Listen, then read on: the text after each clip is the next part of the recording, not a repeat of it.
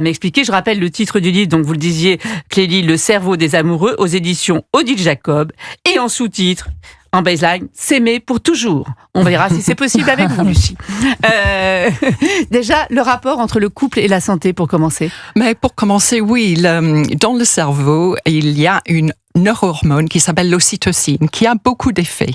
Et nous savons que les couples vivent plus longtemps et en meilleure santé que les célibataires en général.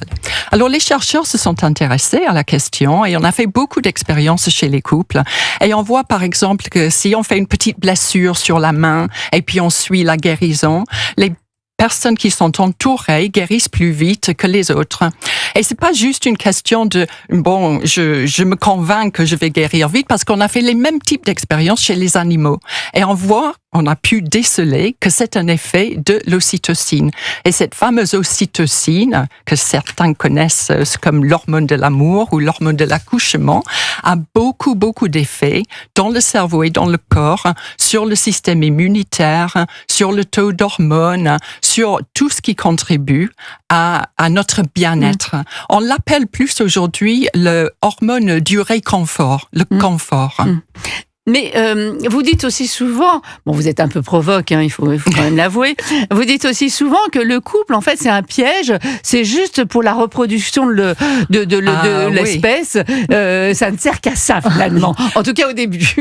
Mais c'est tout à fait vrai, ça sert en réalité, l'amour, à la survie des petits êtres humains, parce que chacun sait que nos petits sont extraordinairement vulnérables. Vous imaginez un petit bébé dans la nature, eh bien, il n'y a aucune chance de survie, juste 0. Alors, si on a un parent auprès de lui, eh bien, il a de meilleures chances, mais un parent pour assurer la protection, l'abri, la nourriture, c'est déjà pas beaucoup de chances de survie. On met un deuxième parent auprès de lui et il y a beaucoup plus de chances. Alors, l'amour, cette fonction, c'est de protéger le bébé pendant le temps nécessaire qu'il ait un petit peu d'autonomie, juste assez pour qu'un seul parent suffit. Donc après, on peut s'en aller, quoi. Le couple peut se séparer après 3 ans. C'est ce que vous êtes en train de nous dire. Exactement. Et le problème, c'est que à tous. autrefois dans la nature, c'est même en question d'évolution préférable quelque part de faire des enfants avec de nouvelles personnes, parce que ça fait une meilleure brassage des gènes. Après, ils ont trouvé aussi un autre moyen, qui est quand même l'orgasme. C'est quand même pendant l'orgasme que l'ocytocine est libérée aussi. C'est l'hormone de l'attachement à l'ocytocine. Voilà, donc, ils sont malins quand même. Ils ont trouvé un truc qui est bon et qui donne envie d'y revenir. Pareil pour la perpétuité de l'espèce. Mais c'est ça, le piège en termes de biologie, c'est quelque chose de fort agréable. C'est bien normal.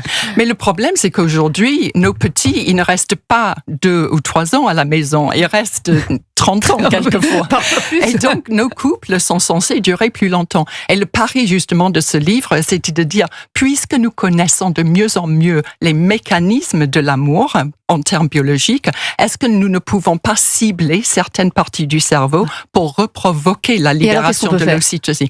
Et vous avez cité la meilleure façon. L'orgasme, c'est une symphonie hormonale, c'est un feu d'artifice, il n'y a pas que l'ocytocine. Mais il y a beaucoup d'ocytocine. Mais il y a aussi de renouveler des anciens souvenirs qu'on a créés avec le partenaire au temps où on était très heureux. Et si on peut se remettre en situation, eh bien, on reprovoque non seulement la libération d'ocytocine, mais aussi les circuits émotionnels qui ont été enregistrés avec tous ces signaux sensoriels liés au contexte. Par exemple, un restaurant où vous vous êtes dit « je t'aime » pour la première fois. Eh bien, vous revenez dans ce restaurant, le même taux de lumière, le décor, la forme des pièces. Si on n'a pas trop grossi la même robe. Faut pas aller trop loin. Et puis, tout ça ramène à l'hippocampe tous les mêmes signaux sensoriels. L'hippocampe, rappelons-le, c'est la zone de la mémoire. De la mémoire, mais enregistré en même temps toutes les émotions qui vont avec. Un autre petit conseil pour terminer?